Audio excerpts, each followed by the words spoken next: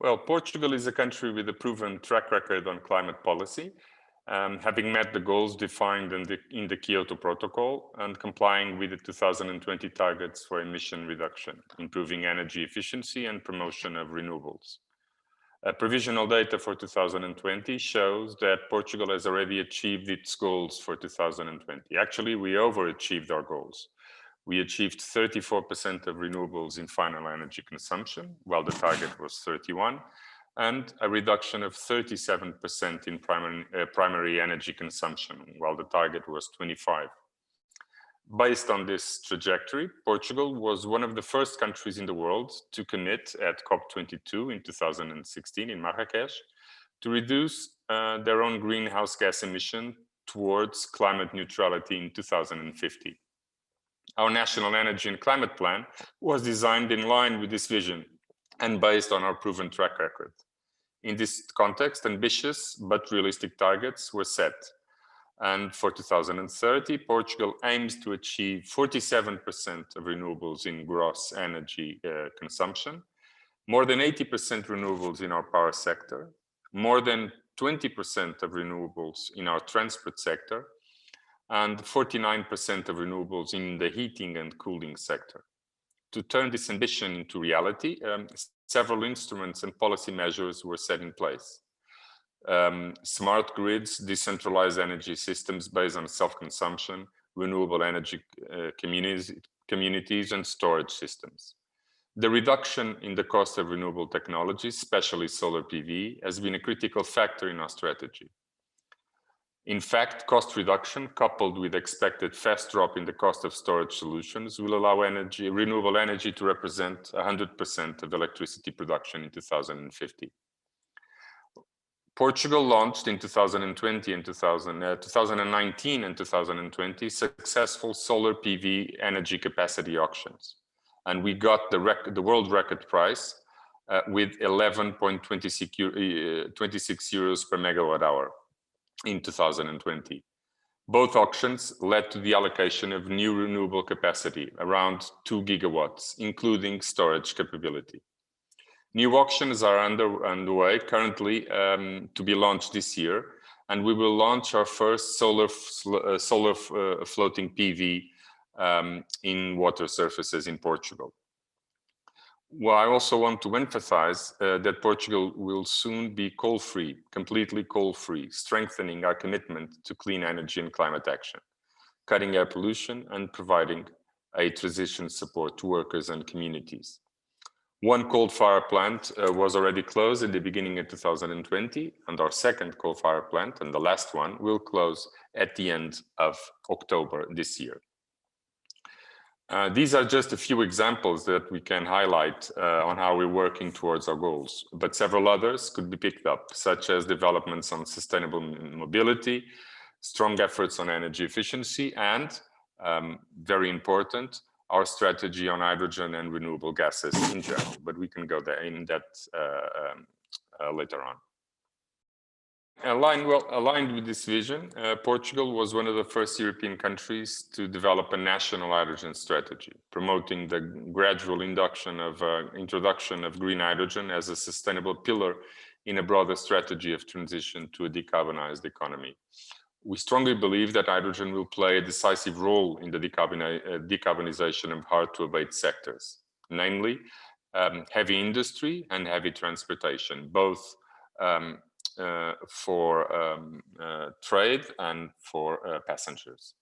Our strategy establishes the goals to be met by 2030, up to 15% of green hydrogen injected in the natural gas grid, between 50 and 100 hydrogen refueling stations, at least 2 gigawatts of production capacity, resulting in 7 to 9 billion euros of investment, up to 740 million euros in reduction of imports of natural gas, and around 180-200 million reduction in ammonia imports. Moreover, large industrial scale projects for green hydrogen, green ammonia, green methanol are foreseen in the next years in Portugal. These projects are focused on leveraging our solar and wind energy as competitive factors, taking advantage of Portugal's strategic location. Additionally, it is expected that hydrogen will contribute significantly to the industrial development of Portugal, including, for example, the deployment of industrial units to produce electrolyzers, allowing Portugal to position Portugal as a strategic green hydrogen hub. We are strongly convinced that the creation of an hydrogen market will only be possible with a strong spirit of cooperation and partnership. We are engaged with that in the European Union, but also internationally, because we believe that this market will be international or it won't exist at all. So Portugal is currently working on in different geographies to collaborate and promote this international dimension of the hydrogen economy. I'll give you an example. The creation of international standards for hydrogen trade is an area where a common playing field must be achieved and where negotiations within the European Union are not sufficient. Therefore, Portugal has been working together with partners outside of Europe, such as Canada, Singapore, Australia, Chile. And this is crucial because if we want to turn hydrogen into a commodity, these partnerships must be established. It is also in the spirit of openness and partnership that Portugal is, of course, ready to work with Singaporean authorities and companies.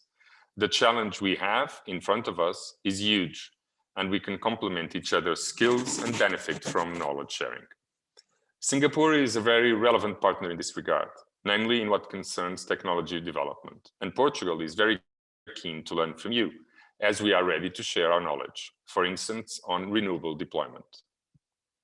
So there's a huge area here for common work and common commitments.